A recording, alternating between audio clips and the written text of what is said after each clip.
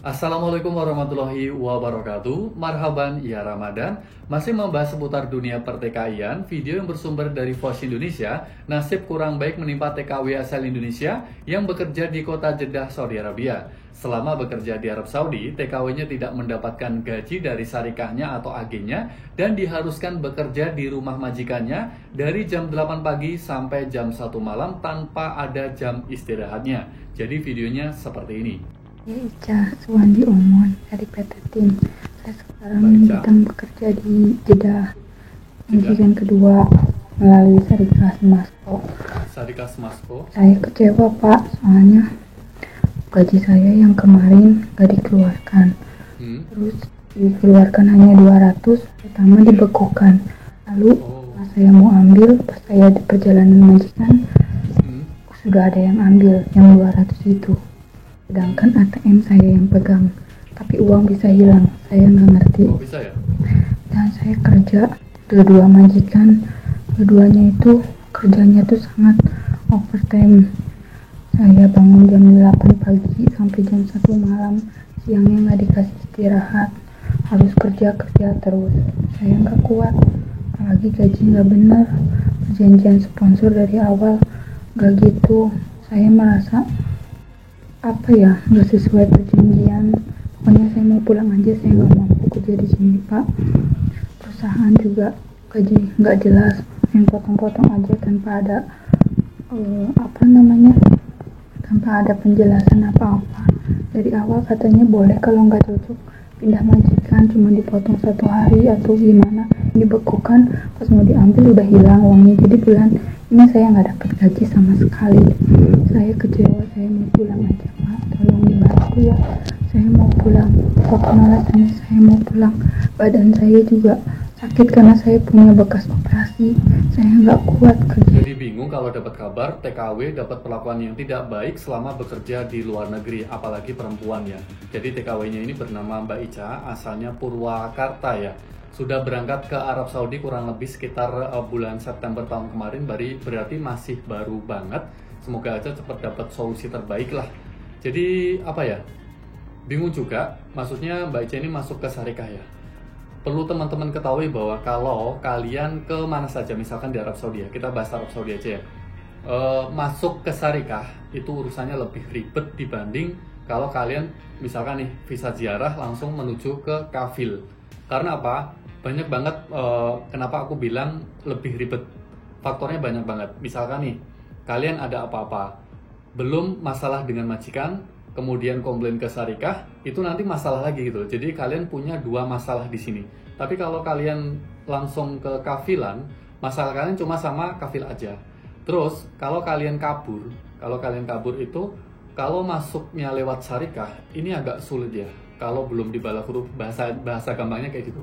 Itu misalkan ketangkep atau menyerahkan diri, biasanya itu akan dikembalikan lagi ke syarikahnya. Jadi agak ribet banget dibanding yang langsung kafilan.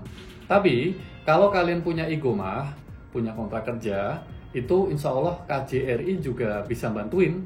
KJRI nanti bantuin, polisi bisa bantuin, maktab amal bisa bantuin.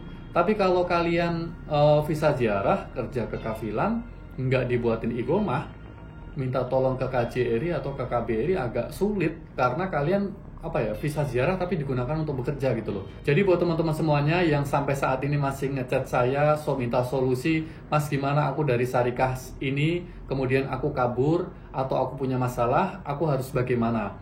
Selama kalian punya igomah, kalian bisa minta tolong ke KJRI, insya Allah akan dibantu. KJRI ataupun KBRI sama aja, karena kalian statusnya resmi punya igomah, oke? Tapi kalau kalian nggak punya igomah, visa ziarah, untuk minta bantuan ke KJRI atau KBRI agak sulit, karena KJRI atau KBRI juga mungkin akan sedikit menyalahkan kalian semua kenapa ke sini pakai visa ziarah dan digunakan untuk bekerja.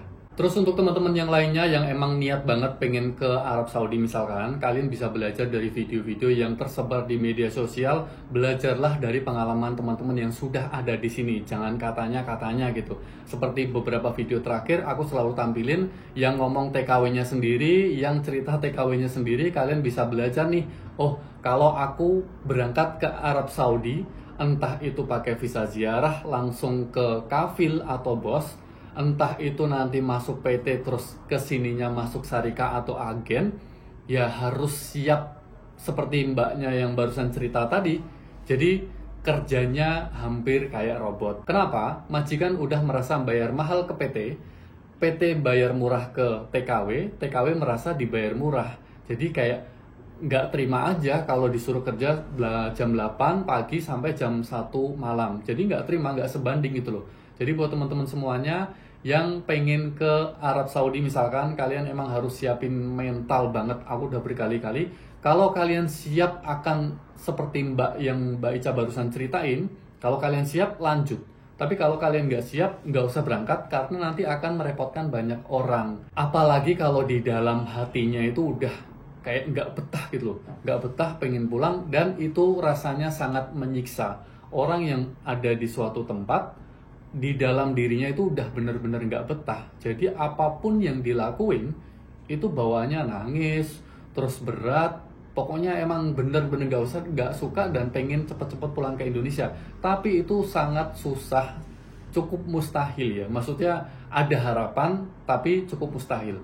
Kecuali kalian emang bener-bener sakit, kalian mendapatkan perlakuan kekerasan fisik dari lingkungan tempat kalian kerja, misalkan dari majikan atau anggota keluarganya, atau kalian tidak digaji sama sekali. Tapi biasanya kalau pakai visa ziarah aja dan nggak punya ibu mah, masalah untuk tidak digaji ini ya apa ya, kalian nggak bisa menuntut gitu, karena banyak kejadian TKW yang sekian bulan nggak digaji. Misalkan minta tolong ke KJRI atau KBRI, paling kalian dibantu untuk proses pulang ke Indonesia aja.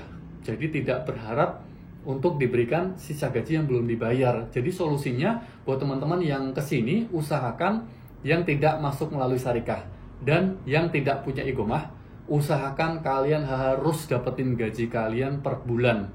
Karena kalau nggak dapetin gaji per bulan, nunggak nanti akhirnya nggak dikasih, dan itu udah banyak contohnya. Oke, terima kasih. Semoga Mbak Ica segera dapat solusi terbaik dari syarikahnya ataupun perwakilan pemerintah Indonesia. Jangan lupa untuk like, share, dan juga subscribe channel ini. Wassalamualaikum warahmatullahi wabarakatuh. Bye.